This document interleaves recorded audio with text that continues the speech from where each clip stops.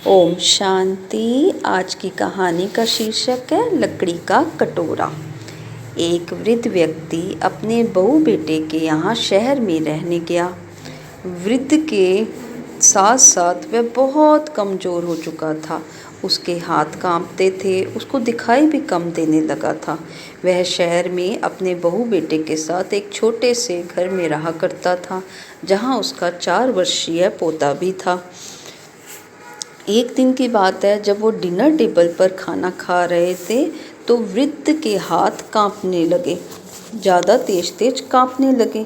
तो उसके हाथों से वो सारा खाना ज़मीन पर बिखर गया और बर्तन भी टूट गए। उसके जो बहू बेटे थे उस दिन तो उन्होंने बर्दाश्त कर लिया।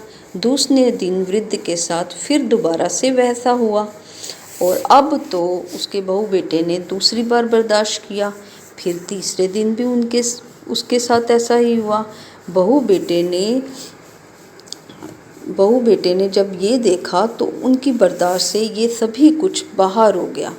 तब उनके बहू बेटे ने उनके खाने का टेबल अलग कर दिया और खाने के लिए उन्हें एक लकड़ी का कटोरा दे दिया गया।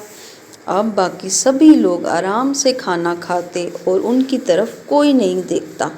बुजुर्ग की आंखों में आंसू दिखाई देते थे, जो सिर्फ उनका एक छोटा सा पोता ही चुपचाप देखा करता था।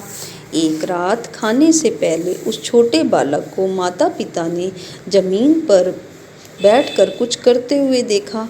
तो माता पिता ने पूछा कि तुम क्या बना रहे हो? बच्चे ने मासूमियत से उत्तर दिया कि मैं तो आप लोगों के लिए एक लकड़ी का कटोरा बना रहा हूँ, ताकि जब मैं बड़ा हो जाऊँ आप लोग इसमें ही खाना खा सको। और वो पुनः ही अपने काम में लग गया। इस बात का उसके माता पिता पर बहुत गहरा असर हुआ।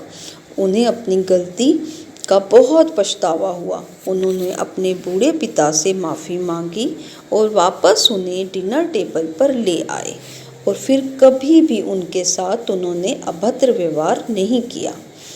कहानी का सार यही है कि हमें कभी भी भूल कर भी अपने बड़ों का दिल नहीं दुखाना चाहिए, क्योंकि यह वह वृक्ष होते हैं जो सूख जाने पर भी छाया देते रहते हैं।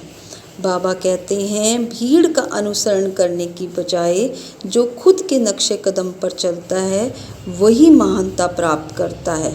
हमेशा सभी को शुभ भावना ही दो और सभी